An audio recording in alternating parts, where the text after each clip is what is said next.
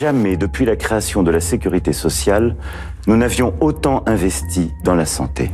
Malgré la pandémie, 5700 lits d'hospitalisation complète ont été fermés. Quoi qu'il en coûte. Je n'ai pas caché mon étonnement devant la publication de chiffres faisant état de 20% de fermeture de lits en médecine dans les hôpitaux. Donc j'aurais tendance, comme ça, à le contester. La raison, elle est connue. Olivier Véran n'a pas besoin de faire d'enquête. Il n'a qu'à écouter ses collègues. Tous vous diront, les lits sont fermés parce qu'il n'y a pas d'infirmières. Elles sont parties. Ou elles partent. Et celles qui restent disent, si j'ai une occasion, je partirai.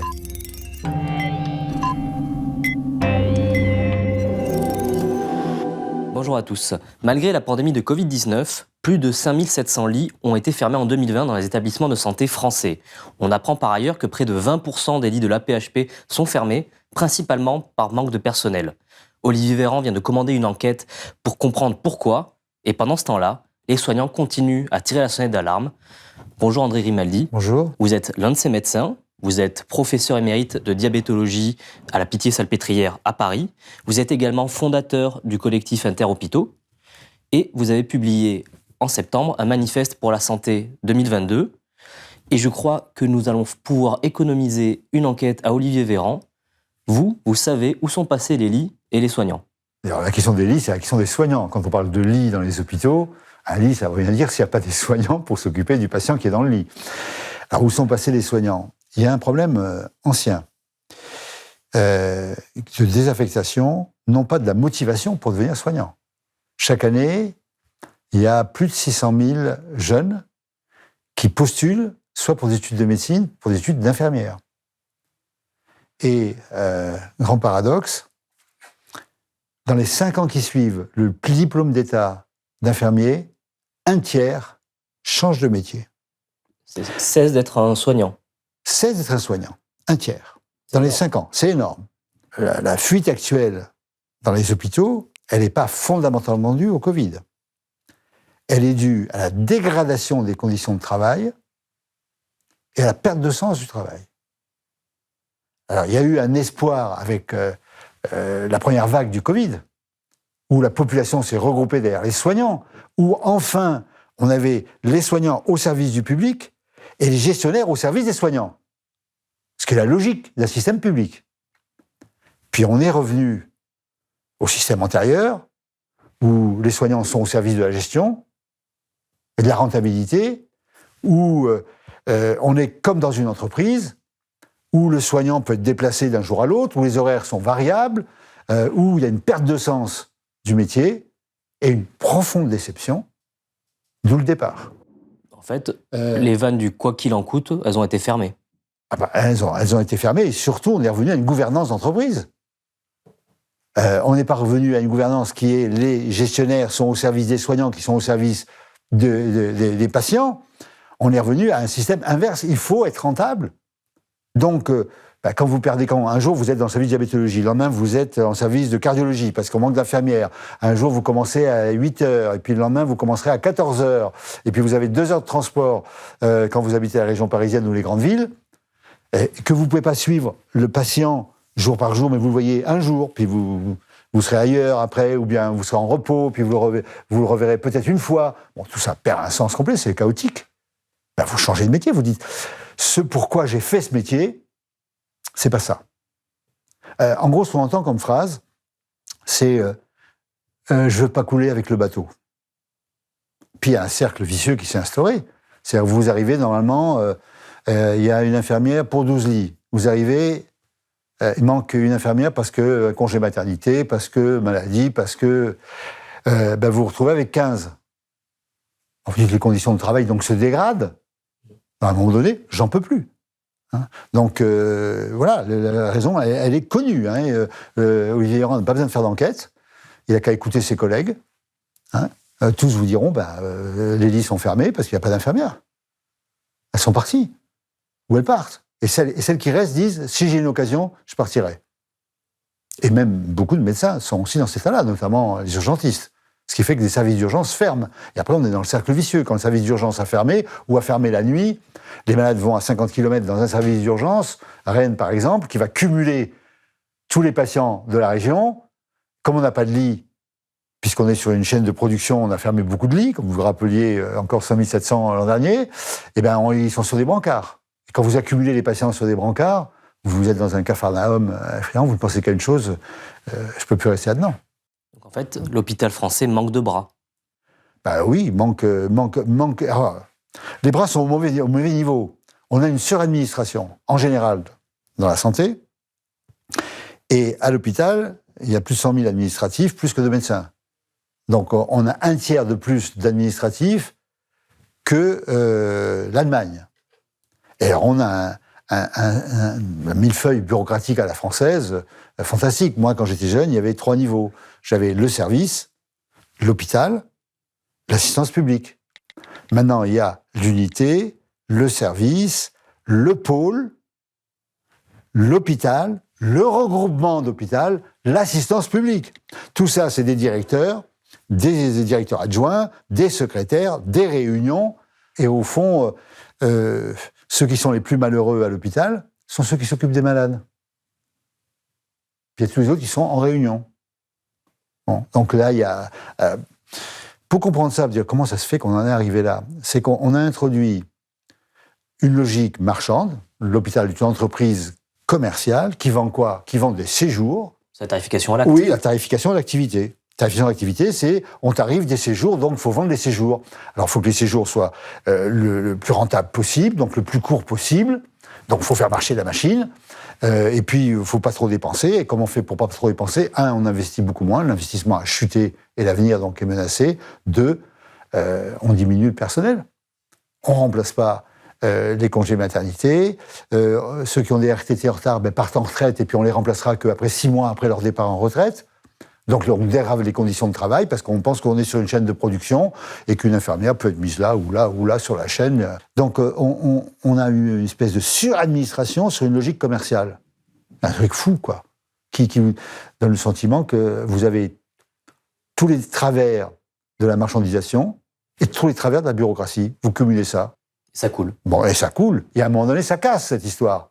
Hein, on a introduit l'idée que quand l'activité augmente, on vous baisse les tarifs de remboursement de la sécurité sociale. Autrement dit, l'appendicite vaudra moins cher l'année d'après que l'année d'avant s'il y a eu beaucoup d'activité. Donc pendant des années, on a baissé. Et que faisaient les hôpitaux? Il faut augmenter l'activité. Autrement, on va être en déficit. Donc chaque année, il fallait augmenter l'activité, autrement en déficit. Ce petit jeu du hamster dans la roue, à un moment donné, vous dites ça casse. Mais ça a cassé en 2017. Moyennant quoi, Marisol Touraine a baissé encore les remboursements de 1%. Ça a provoqué quoi? Ça a provoqué qu'en 2018, Agnès Buzyn, ça a continué, cette fois-ci 0,5%, et 2019, ça casse, juste avant le Covid. Juste avant le Covid, ça casse. Pour la première fois, il y a une épidémie qui arrive avant celle du Covid, qui est une épidémie attendue, qui est une épidémie pas plus grave que les autres années, celle de bronchiolite.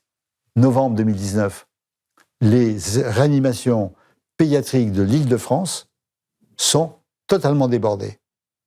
30 nourrissons seront envoyés en ambulance de réanimation, le SMUR, à plus de 200 km de Paris, avec un parent qui accompagne l'enfant, etc. Bon, c'est-à-dire pour faire des économies, un coût dément, sans parler du prix humain de cette histoire. Donc on avait une alerte quand même. Le Covid est arrivé sur un hôpital sur un hôpital même plus à gérer les épidémies. Qui n'avait plus l'épidémie programmée du Covid dans ce qui est le cœur de l'hôpital, la réanimation pédiatrique. Il n'y a pas d'alternative en ville. Vous ne pouvez pas dire, je ne vais pas à Robert Debré, je ne vais pas à Necker, mais il y a la clinique à côté. Il n'y a pas. Bon. Donc vous dites, la sonnette d'alarme maximum était tirée. Conclusion, rien, il faut continuer. Quand même, là, ces logiques que vous êtes en train de décrire, qui sont des logiques anciennes, ouais. On aurait pu penser que quelque chose d'aussi exceptionnel et grave que l'épidémie de Covid-19, ça allait un peu changer les choses quand même. Oui, on l'a pensé, d'où l'enthousiasme d'ailleurs dans la première vague, alors qu'on n'avait pas de moyens, avec le discours du président Macron. Quoi qu'il en coûte. Non seulement quoi qu'il en coûte. Qu'il ait des biens et des services qui doivent être placés en dehors des lois du marché. Les prochaines semaines et les prochains mois nécessiteront des décisions de rupture en ce sens. Je les assumerai. Je les assumerai. Quand on a entendu ce discours, on a dit, ça y est, il a compris. On change de cap complètement. Arrive le Ségur. Introduction du Ségur par Édouard Philippe. Le diagnostic était le bon, le cap était le bon, il s'agit d'accélérer. Donc c'est pas le même discours. Le cap avant le Covid. Le cap avant le Covid, c'est on continue, on accélère. On allait dans le mur, on accélère. Ce qui fait que vous avez raison, 2019, on a fermé 3000 lits, on a accéléré en 2020, on a fermé 5700 lits. Ce qui est vrai, c'est le résultat de 20 ans de politique, c'est pas le résultat du quinquennat Macron. Mais il a continué la politique antérieure, qui, je dois dire, n'a pas connu d'inflexion. Hein. Alors, ce qui est par contre pas acceptable, c'est autant Agnès Buzyn pouvait dire « j'hérite du passé dont je ne suis pas responsable », mais ça, Olivier Véran ne peut pas dire ça. Olivier Véran, il était le rapporteur de la loi Touraine. Monsieur le député Olivier Véran, avant de répondre à votre question, je voudrais vous rendre hommage au travail que vous avez accompli dans cet hémicycle. Je vous remercie tout particulièrement du travail que vous avez porté au service de la santé publique et encore maintenant comme rapporteur du volet prévention de la loi de modernisation de notre système de santé. Il a voté tous les budgets d'étranglement de l'hôpital public, donc il a au moins 10 années de responsabilité. Il ne peut pas arriver en disant « oui, qu'est-ce que vous voulez, je ne peux pas tout changer, j'arrive, j'ai pas de baguette magique, c'est le résultat de 20 ans d'erreur. » 20 ans d'erreur, mais on continue. On persévère même. Ah ouais, on persévère, absolument. Quand même. On peut essayer de se mettre dans la tête de quelqu'un plutôt libéral, pour qui l'hôpital, ça doit aussi avoir une efficacité de coût. On peut essayer de se mettre dans leur tête, mais quand on voit ce que ça a été le Covid, quand on voit quelle faiblesse, quel défaut le Covid a mis en lumière, on pourrait se dire quand même, ils sont capables de comprendre ça, qu'il faut arrêter de fermer des lits, qu'il faut investir dans la santé, que c'est un investissement important. Vous savez, non, moi je suis totalement dans les problèmes d'efficacité de coût. Le problème, c'est qu'au contraire, je leur accuse de ne pas être efficace. Qu'est-ce qu'on appelle l'efficacité de coût dans un système solidaire, financé à 80% par la sécurité sociale? Qu'est-ce qu'on appelle l'efficacité? Pour moi, l'efficacité, c'est tout ce qui est nécessaire pour le malade, au moindre coût pour la collectivité. C'est-à-dire que si un malade, je peux le soigner très bien sans qu'il soit hospitalisé, c'est bien pour le patient, c'est bien pour la Sécu. Ah oui, mais c'est pas bien pour l'hôpital dans la logique de rentabilité de l'hôpital. Si le but, c'est la rentabilité de l'établissement, si l'hôpital raisonne comme le marchand de voitures, il dit, écoutez, je mets des gadgets, mais il y a des clients. Le tout, c'est de trouver les clients. Moi, que ce soit utile ou pas utile, c'est pas le problème. Vous ne posez pas pour les voitures ou pour plein de sujets, vous ne posez pas le problème de l'utilité sociale. Y compris la question écologique pose ça. Bon, c'est pas bien pour la société. Je m'en fous.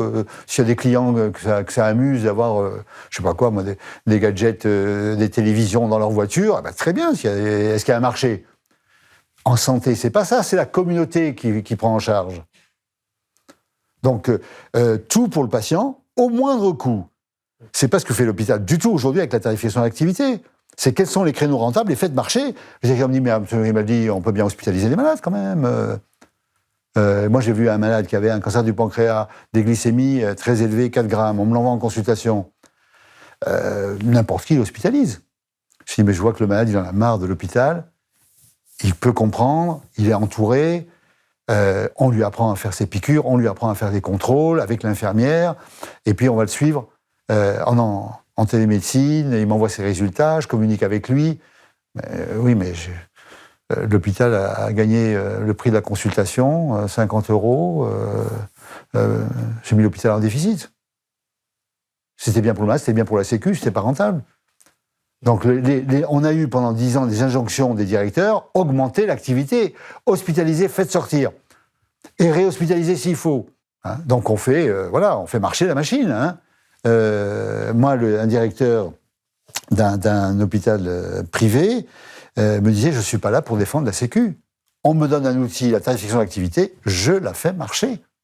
Et j'en tire de l'argent. Business plan. Oui, pour mon hôpital. Mais mettez-vous à sa place, là, je peux le comprendre. On lui donne des règles.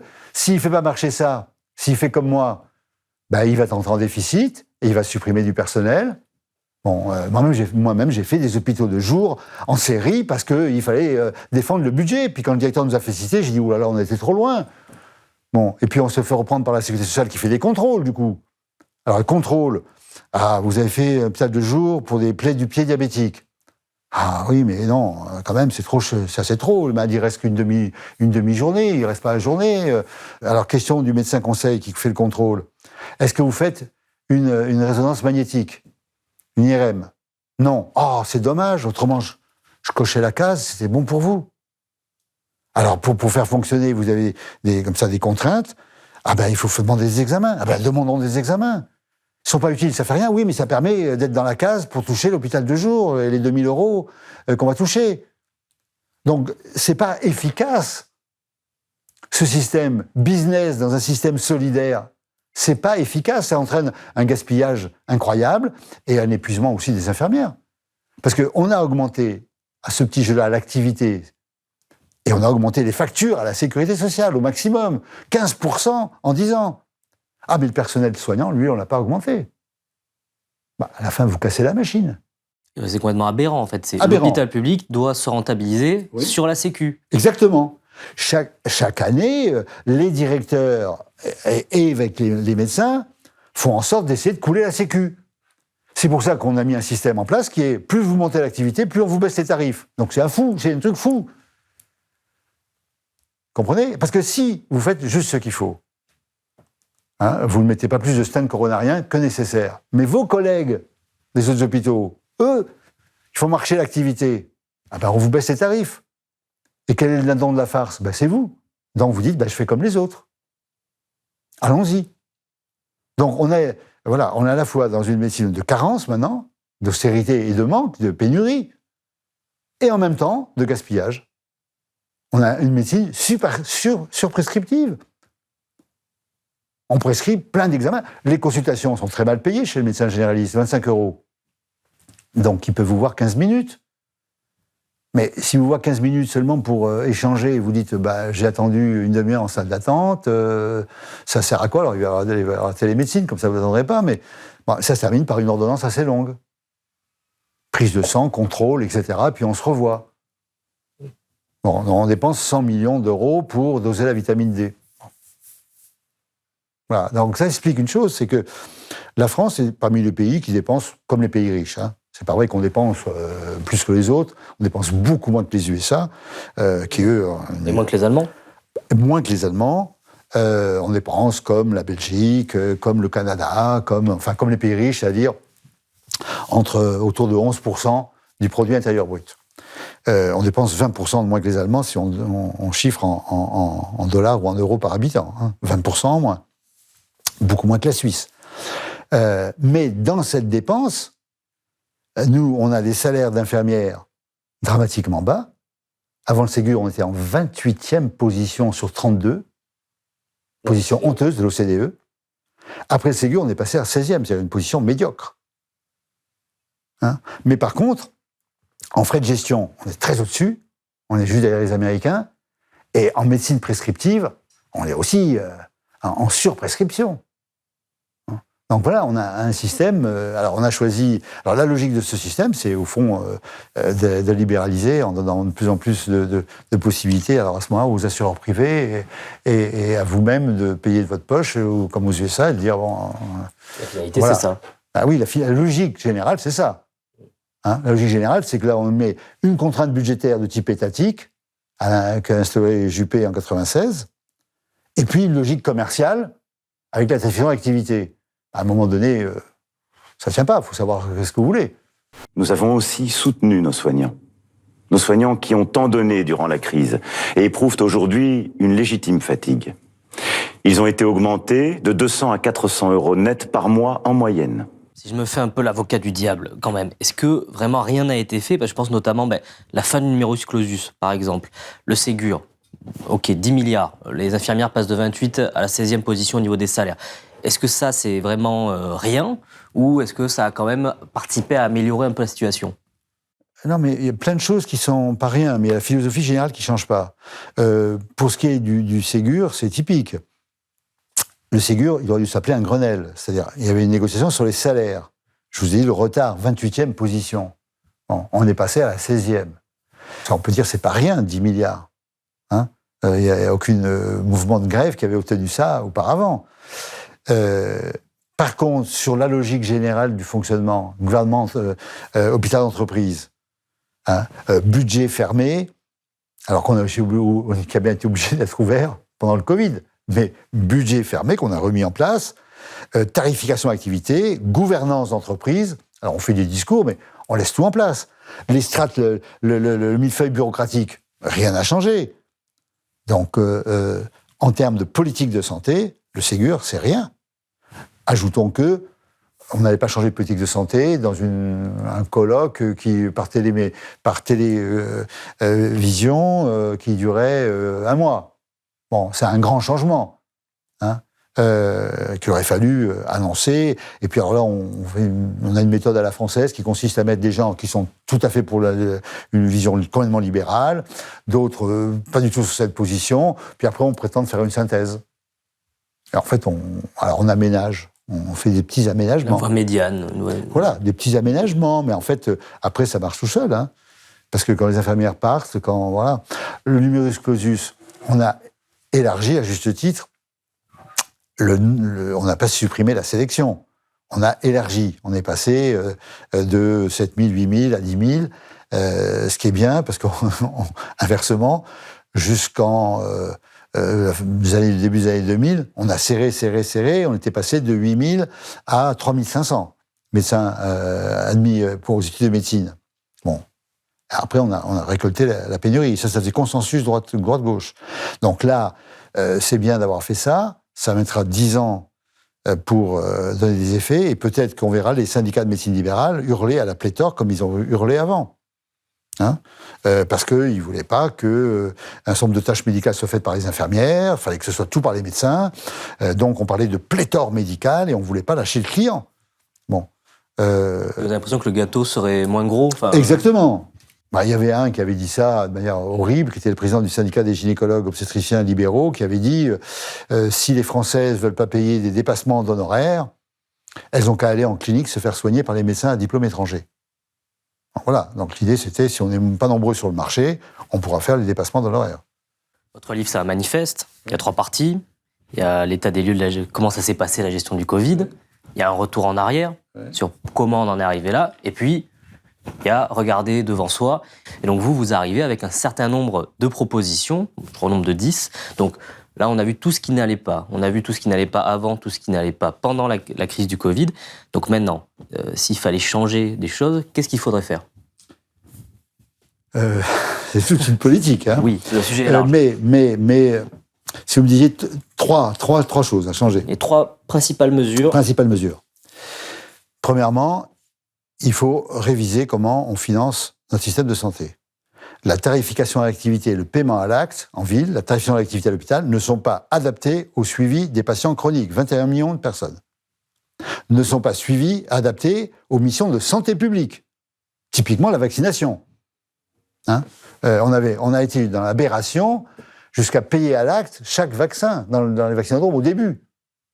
Non pas le médecin payé à la vacation, mais à la vaccination. Ce qui fait que certains avaient fermé leur cabinet pour gagner beaucoup plus à aller vacciner. Oui. Bon, aberrant. On a même eu le directeur de la CNAM de l'époque, Nicolas Revel, aujourd'hui directeur de cabinet de M. Castex, du Premier ministre, envoyer une lettre au syndicat de médecine libérale pour proposer que chaque patient qui serait entré sur le site Tracing Covid soit payé 2 € et que s'il y avait plus de données, c'était 4 € par personne rentrée sur le site. Une aberration totale du paiement à l'acte. Hein. Alors, pour les maladies chroniques, pour la mission de santé publique, on ne peut pas financer comme ça. On peut financer la capitation, on peut financer avec des dotations annuelles en fonction de la population prise en charge, en fonction des précarités, en fonction de gravité, de quelques critères simples, avec des budgets à gérer. En instaurant, du coup, une cogestion entre l'administration, les professionnels et les usagers qui, eux, sont très sensibles à la qualité et à l'évaluation de la qualité. Ça, c'est le premier point. De même que le budget de l'hôpital, il doit être certes voté par l'Assemblée, mais il faut qu'il y ait un processus démocratique qu'on vote pas chaque année, qu'on met les hôpitaux en déficit. Puis qu'on dise où est-ce qu'il y a des gaspillages, où est-ce qu'on peut faire mieux, où est-ce qu'on peut être plus efficient, l'efficacité dont vous parliez. Premier point. Deuxième point, il faut continuer à construire, mais accélérer un service de la médecine de proximité. Un service public de la médecine de proximité, où les professionnels travaillent en équipe. Les médecins avec des infirmières, les kinés, les diététiciens, les psychologues, les pharmaciens. Le premier recours, celui qui est en première ligne. Hein. Donc là, il faudrait un conventionnement sélectif, spécial de la sécurité sociale. On n'empêche pas les médecins qui veulent être seuls dans leur cabinet à continuer à être seuls dans leur cabinet, mais la médecine moderne, c'est une médecine qui se fait en équipe. Hein, où il n'y a pas chacun dans son bureau, mais on discute des cas difficiles. Si un médecin n'est pas là le mercredi parce qu'il s'occupe de ses enfants, ou bien parce qu'il fait des formations, mais il y a un autre médecin qui a le même dossier, il y a un dossier médical commun, avec y compris les infirmières, et les infirmières, comme on disait, qui auront des tâches plus importantes. Et la troisième chose, c'est ce qu'on a dit des infirmières. Elles jouent un rôle clé pour avoir un système de santé intégré qui fonctionne. Donc il faut qu'ils aient un profil de carrière. C'est pas possible qu'on continue à avoir des infirmières qui habitent près des frontières de la Belgique, de l'Allemagne, du Luxembourg, de la Suisse ou de l'Espagne, et qui franchissent la frontière pour gagner leur vie, tous les jours. Bon. Il faut que les salaires soient ceux équivalents de ces pays-là. Et il faut qu'il y ait un profil de carrière d'infirmières qui restent dans le soin, qu'elles ne soient pas seulement devenir cadre de santé hospitalier, travaillant sous les ordres du directeur. Donc voilà, au moins trois grands chantiers qui renversent le système sans mettre la guerre. C'est-à-dire ceux qui veulent rester dans un système à l'ancienne, ils y restent. Et il faut qu'à Liberté, à l'hôpital, on arrête avec ce management d'entreprise. Il faut une cogestion d'un budget dont on rende des comptes, ça c'est normal de rendre des comptes, entre l'administration et les professionnels. Bon, alors que là, l'administration envoie ses normes, ses obligations, et les professionnels sont comme culpabilisés. Ils doivent se justifier en permanence. Comment ça se fait que la durée de séjour augmente dans votre service ? Comment ça se fait qu'il y a eu moins d'hospitalisation ? Bon. C'est pas possible que les malades soient sur des brancards. Donc il faut créer des services d'aval des urgences qui accueillent les malades. Et dans les services pour les urgences comme pour les réanimations, il faut des lits vides. On peut pas, c'est comme si vous disiez, on va payer les pompiers quand il y a le feu. Ah ben non, il faut que les pompiers soient là quand il n'y a pas le feu. Ben pour les urgences, c'est pareil. Alors c'est quoi cette histoire de passer d'un hôpital de stock à un hôpital de flux ? C'était le mot d'ordre de nos directeurs. Comme on a fait pour les médicaments. Ah, on est passé du stock au flux pour les masques, donc on n'avait pas de stock. Pour les médicaments, on n'avait pas de stock. Et une rupture de médicaments essentiels qui augmente chaque année. En 2020, 5000 ruptures de médicaments. Donc, comme je disais, dans les mesures essentielles, il faut en rajouter une autre. Il est indispensable que les médicaments essentiels, anciens, tombés dans le domaine public, soient produits en Europe et une partie en France. Avec des accords, en sorte que les anticancéreux anciens, qui sont la majorité de ce qu'on utilise encore, les antihypertenseurs, soient... les vaccins, on a eu des pénuries de vaccins. Et ça, c'est un truc qu'a montré le Covid, que la souveraineté d'un pays, au moins d'une région, pour aussi de sa capacité à se fournir en médicaments. On a dit, comme un grand événement, avec inauguration par le président de la République, que désormais le paracétamol sera à nouveau produit en France par Sanofi.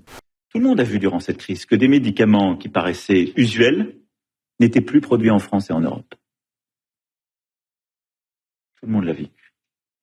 Et donc nous devons, au-delà de nous poser la question, en tirer toutes les conséquences. Parce que nous investirons dans ces initiatives de relocalisation, nous prendrons les engagements. On pourra, par exemple, pleinement reproduire, conditionner et distribuer du paracétamol en France. Cocorico. Mais voilà, cocorico, mais enfin, le paracétamol, médicament certes utile, mais pas essentiel. Hein. Et puis, il faut aussi une politique quand même du médicament pour les médicaments vitaux. Ce qu'on a vu avec le vaccin, c'est qu'évidemment, un médicament de ce type, qui est une prouesse scientifique, doit être un bien public mondial. Ce qu'avait dit d'ailleurs Joe Biden, le président Macron, lui, l'a oscillé sur une déclaration à l'autre, hein, parce que il faut que tout le monde puisse y avoir accès, c'est un problème de survie, mais en même temps, c'est un problème de confiance. Si vous voyez derrière qu'il y a 36 milliards de bénéfices pour pour Pfizer, qui n'a pas découvert le vaccin. C'est BioNTech qui a découvert le vaccin. C'est pas Pfizer. Pfizer, il fait les études. Mais il n'y a rien découvert du tout. Pour les gens qui disent c'est normal de récompenser les grandes découvertes. Oui, d'accord, mais c'est pas le cas de Pfizer. Bon. Et on en fait un business, après, ça crée la défiance. Les gens se disent, mais est-ce que la troisième dose, là, c'est pour enrichir le labo ou c'est vraiment utile ? Etc., etc. Vous créez la suspicion. Et vous créez d'autant plus la suspicion que vous y a eu tous ces scandales qu'on connaît, tout le monde connaît en France, l'affaire du Mediator, etc. Donc, après, les gens généralisent. Les gens, ils sont pas compétents, ils savent pas ce qu'il en est. Bon, ils disent, bon, voilà, tout ça, c'est pareil, tous pourris, quoi. Bon, le tous pourri, il part pas de rien. C'est pas une pure invention. Donc, tout ça, il faut y mettre de l'ordre, de la transparence, la première chose, hein. Dans le coût d'un médicament, qu'on calcule de manière effarante. D'ailleurs, maintenant, on ne calcule plus le coût d'un médicament sur ce qu'a coûté toutes les étapes de la recherche et du développement. On le calcule sur le bénéfice qu'il peut entraîner. Alors, par exemple, le médicament pour l'hépatite C, Sovaldi, il permet de guérir, donc plus de cirrhose, plus de cancer du foie, plus de transplantation, donc vous économisez des sommes colossales, donc je vous le vends, 41 000 € le traitement, coût de production, moins de 200 €. Ça, c'est un scandale. Mais c'est un scandale absolu, mais c'est ça comme ça maintenant désormais. Le coût des médicaments est en fonction de l'amélioration du service rendu. Mais alors que le vaccin de la polio, alors il devrait coûter combien ? Les antituberculeux, l'insuline. Ceux qui ont découvert l'insuline, les 2 Canadiens, ils ont donné leur brevet à l'Université de Toronto. Bon, c'est un bien humain. Alors que par ailleurs, l'industrie soit compensée des travaux, qu'aujourd'hui c'est compliqué de faire la démonstration de l'évaluation d'un médicament, très bien, ils savent le faire, mais pas de la spéculation. Il est clair que si, dans l'état actuel de l'hôpital, arrivait une crise sanitaire, que ce soit comme la crise de la canicule qu'on a connue, une crise climatique, une mutation du virus qui donne une vraie vague, là, on ne pourrait pas encaisser une 5e vague. L'hôpital ne peut pas. N'est pas en état. Donc ça, il faut en avoir conscience. Hein. Là encore, on a eu le sentiment dans les discours du président qu'il avait compris. Il y a des biens supérieurs, des biens vitaux. Il faudra reconnaître. Il faudra changer nos priorités en fonction de leur utilité sociale. Bon, c'était un autre discours que la Startup Nation. Mais on est revenu au bon vieux temps. Merci, professeur Grimaldi. Voilà, cette vidéo est terminée. Si elle vous a plu, n'hésitez pas à vous abonner sur notre chaîne YouTube. Nous sommes également sur Twitter, Instagram et Twitch. Si vous avez aimé nos contenus, n'hésitez pas à vous abonner. Et surtout, si vous pouvez, soutenez-nous financièrement en vous abonnant sur blast-info.fr. Et moi, je vous dis à bientôt.